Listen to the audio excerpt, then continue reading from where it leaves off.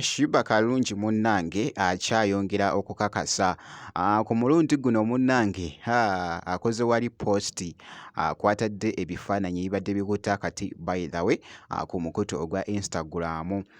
Bye ngenda okubeera nga nkutuusaako, Fikfa Maker yeeyongedde munnange ate okulaga ettabbu abadde sayidi eno, kw'ossa ate n'omukulu munnange ate Bebe Cool wali e Tanzania ne mukyala we munnange Anti Album Break the Chains.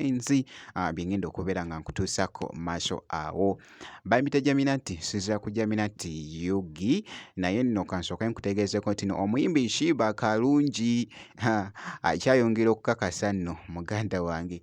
Jjukira nti nno omwana muwala ono yakavaayoko emabegako kaawo n'akangamu n'abagamba nti nno ndi mu kuleeta ekyokya, era nga by the way oluyimba lwe Somebody by the way luli ku coming soon.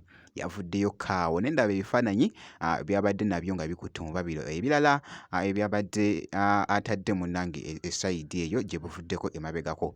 Kakati nno ku sayidi y'emu kyakakasa avuddeyoko wali akoze posti n'abagamba nti nno weebeera nga firimu eno tuli mu sizoni munnange ate yakusatu ekitundu oba obutundu 35 muganda wange lindiira ekyokya, naye nno bw'atyo bw'ali mukakasa mwana muwala munnange ate Shiba Kalungi. Jjukira nti nno abantu bangi bambi bavuddeyo ne bakomentinga oba ne babaako bye boogera okusinziira ku bino ebifaananyi ku posti eno gy'abadde akoze ku mukutu ogwa Instagram. Bantu bangi abakomentinze era nga boogezako okulaba posti eyo, kosa n'ebyo ebifaananyi nabyo bibadde bikutte akati esayiti eyo. Naye nno kakati naawo nga nkugyeko Shiba Kalungi, katugende mu maaso wali nkebeddekoko ku Fikfa Maker. Fikfa Maker nno yabaddekoko ku promotion emu oba ku show emu eya Airtel, naye yabadde ayambadde kye bayita okwambala muganda wange engatto zokka.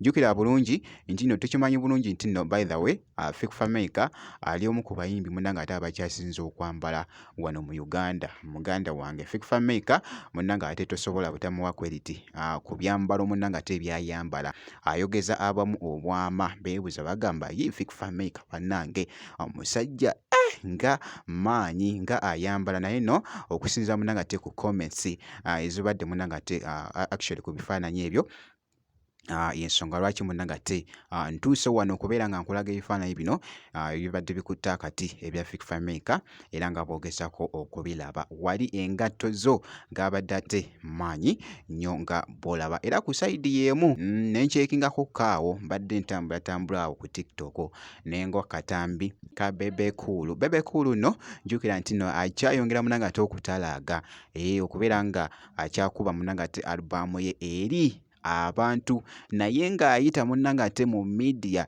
ezikyasinze okuba ez'akabi, ng'ayita mu media ezikyasinze okuba ez'akabi oba ezo ezikutte omubabiro munnange ate okwetooloola Africa. Kakati nno mwana mulenzi ono Bebe Cool yalikoko wali e Kenya n'avaayo n'agenda wali munnange ate e Tanzania, era nga wanaabeera ng'avuddeyo munnange agenda kubeera ng'ayolekera wali e Rwanda. Leero ebyambalo by'abadde ayambadde muganda wange ebyogeza abamu obwama nga boogezako okulaba bambi omukulu munnange ate Bebe Cool bw'atyo bw'abadde ayambadde nga boogezako okulaba.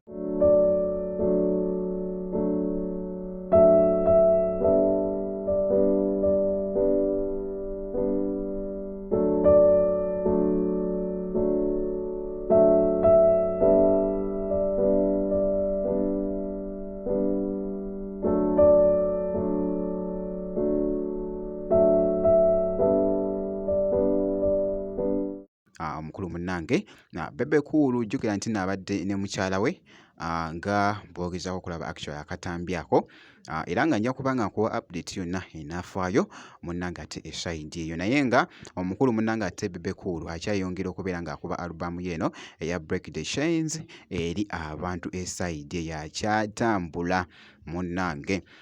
Bwe kityo munnange ate bwe kitambudde, kakasa nti nno vidiyo ogimpeera like kosa ate n'okusubscribinga kati tobeera nga tonnaba.